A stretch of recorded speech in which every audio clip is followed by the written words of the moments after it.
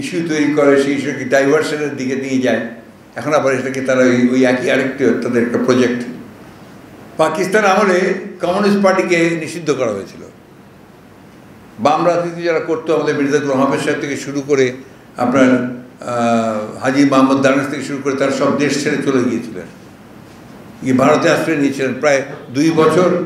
সেখানে থেকে তারপর তারা ফিরে, যখন এটাকে উইথড্র করা হলো, তখন আবার তারা দেশে ফিরে এসেছিলেন। এই ধরনের ঘটনা যারা স্বৈরাচারী, যারা আপনার ডিকটেটরস, যারা আপনার জনগণের সঙ্গে যাদের সম্পর্ক থাকে না, তারা এই ধরনের সিদ্ধান্ত বহু নিয়েছে এবং এগুলো কি তাদেরকে নিতে হয় বিভিন্ন সময় বিভিন্নভাবে। কেন এতদিন নেয়নি কেন তারা, আজকে এখন নিচ্ছে কেন? এই জন্য তাদের অনেক যুক্তি থাকবে, অনেক কথা তারা বলবে।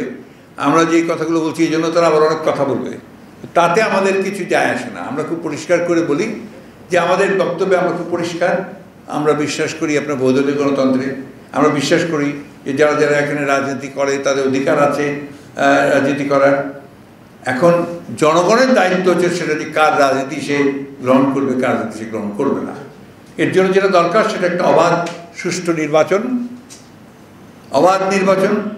আজকে যে এত বড় ক্রাইসিস, এই ক্রাইসিসগুলো মূলত হচ্ছে আপনার যে দেশে কোনো প্রতিনিধিত্বমূলক গণতন্ত্র, কোনো আপনার সরকার নাই। প্রতিনিধিত্বমূলক সরকার না হলে তো আপনার এই সমস্যার সমাধান হবে না। জনগণের প্রতিনিধি দরকার, জনগণের, এবং যাদের অ্যাকাউন্টেবিলিটি থাকবে, দায়িত্ব থাকবে, একটা আপনার জবাবদিহিতা থাকবে। সেই জবাবদিহিতা যদি না থাকে তাহলে সেটা সম্ভব না।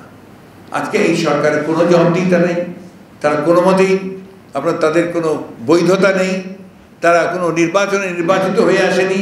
তারা সবসময় যে কৌশল করে, যেভাবে ডিবি অফিসে ছাত্রদের আপনার প্রচার হচ্ছে, সে একইভাবে কৌশল করে তারা বিভিন্ন নির্বাচনে বৈতরণী পার হয়েছে। আমি দেখছি যে আপনার এই দেশের যারা সত্যিকার অর্থেই দেশপ্রেমিক মানুষ, গণতন্ত্রকে মানুষ, তারা তাদের মুখ খুলতে শুরু করেছেন। আমি আজকে পত্রিকায় দেখলাম যে প্রায় আপনার 100 জনের মতো আপনার বুদ্ধিজীবী, অর্থনীতিবিদ, বিশিষ্ট নাগরিক তারা স্টেটমেন্ট দিয়েছেন, তদন্ত কমিশন করার কথা বলেছেন। এই বিষয়গুলো অবশ্যই থেকে আশা দেওয়া হয়। তখনই আবার দুঃখ হয় যখন দেখি যে কিছু মানুষ যারা আপনার নির্লজ্জভাবে এই ভয়াবহ একটা দানব তার সমর্থনে কথা বলেন, তারা এই বিষয়গুলোকে সমর্থন করেন, এই হত্যাকে সমর্থন করেন।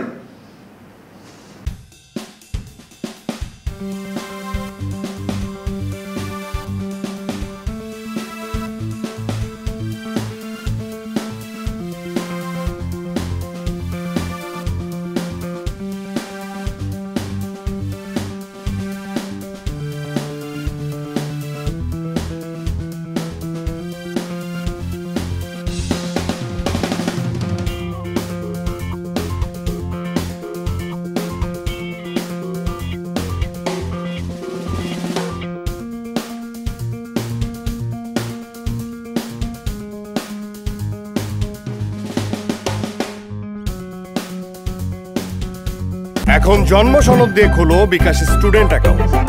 নিজের বিকাশ নিজে কর।